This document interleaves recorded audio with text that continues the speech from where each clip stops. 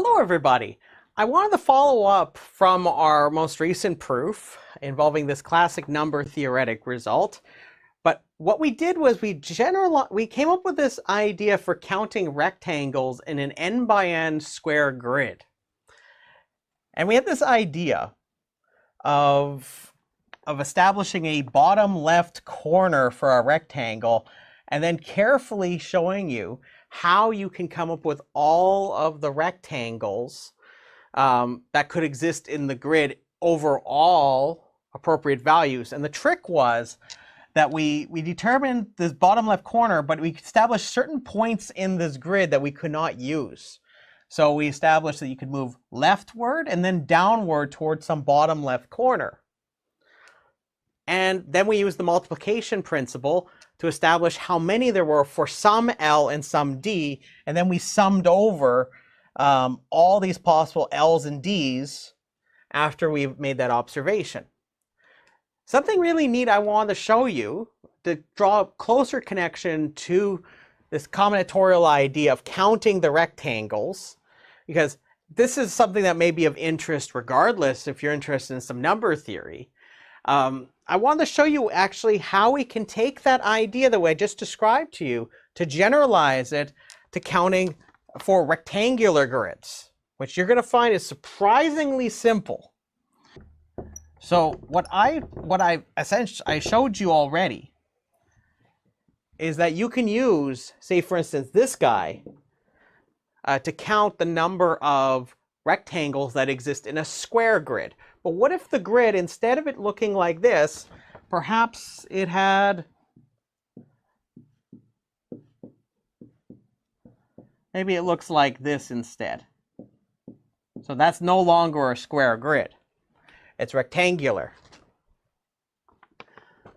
The natural question is, can we generalize this counting trick or counting technique to consider rectangular grids?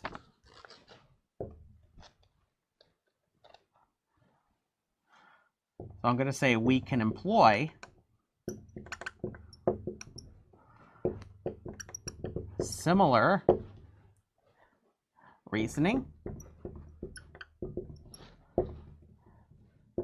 as in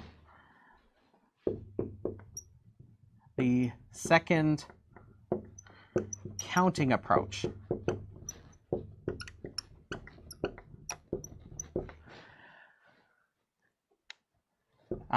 To derive a general formula.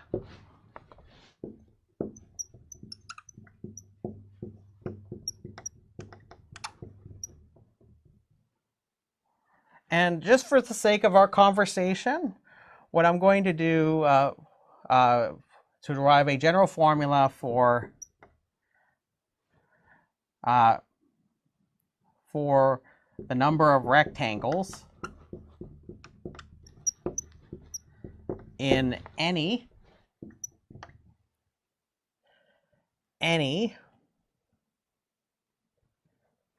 let's call it a, let's go with W by H grid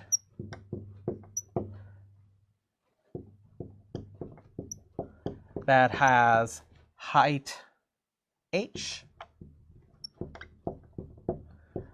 and width W. And width W. So we're going to consider an arbitrary grid. It's going to be W by H.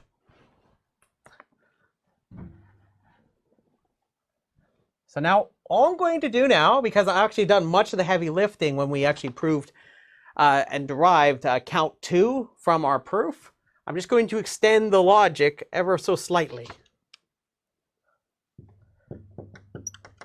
So from the top right corner,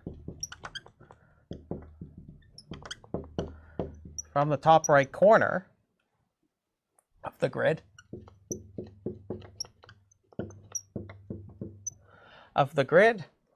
we can obtain a bottom left corner a bottom left corner a bottom left corner of the grid. Right? We can obtain a bottom left corner of the grid for a rectangle arbitrarily.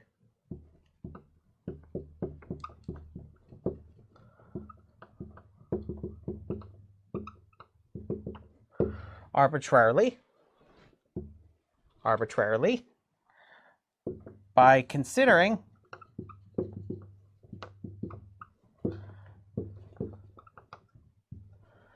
some point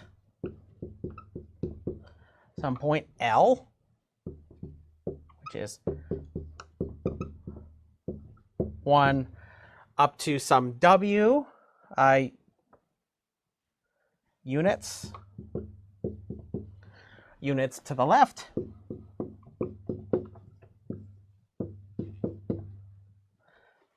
then downward D, which is going to be some value from 1 up to H units. This is no different than what we were doing with the square grid, except now we just have a W and an H instead of it being n by n. Same idea. Hence, it follows that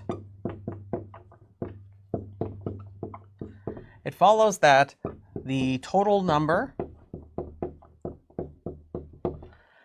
of rectangles in such a grid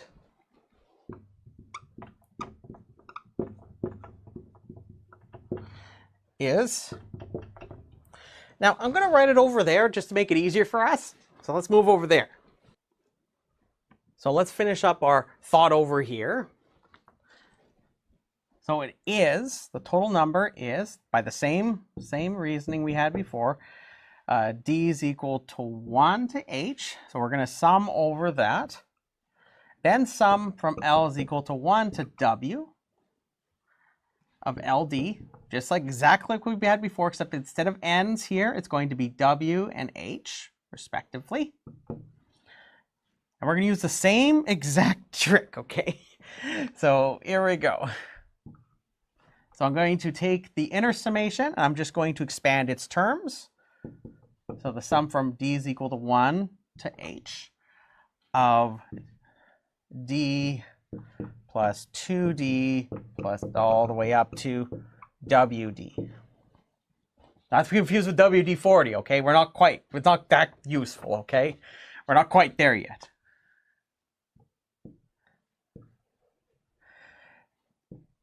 But again, what each of these terms has in common is a term D. I would like to extract that from the rest. So I have 1 plus 2 times W times D. I'm just doing a little bit of factoring. Then I'm going to pull this, move that over there, because every one of the terms that's being summed here over this D is being multiplied by this each time. So I'm just going to use this basic property of summations. So 1 plus 2 all the way up to W times the sum from D is equal to 1 to H of D. So that should be the same.